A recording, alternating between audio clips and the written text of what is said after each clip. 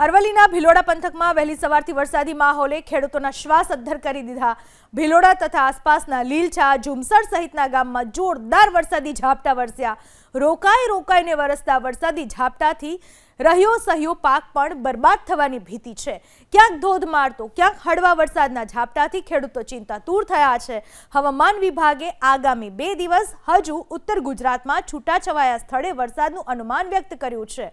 અરવલ્લી જિલ્લાના ખેડૂતો તો હવે છેલ્લા કેટલાક દિવસથી અલોપ થયેલા સૂર્યનારાયણ દેવ દર્શન આપે તેવી પ્રાર્થના કરી રહ્યા છે। અરવલ્લીના ભિલોડા પંથકમાં વહેલી સવારથી વરસાદી માહોલે ખેડૂતોના શ્વાસ અદ્ધર કરી દીધા।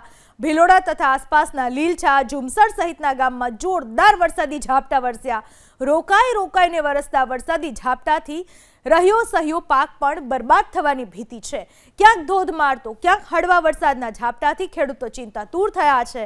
હવામાન વિભાગે આગામી 2 દિવસ હજુ ઉત્તર ગુજરાતમાં છૂટાછવાયા સ્થળે વરસાદનું અનુમાન વ્યક્ત કર્યું છે। અરવલ્લી જિલ્લાના ખેડૂતો તો હવે છેલ્લા કેટલાક દિવસથી અલોપ થયેલા સૂર્યનારાયણ દેવ દર્શન આપે તેવી પ્રાર્થના કરી રહ્યા છે।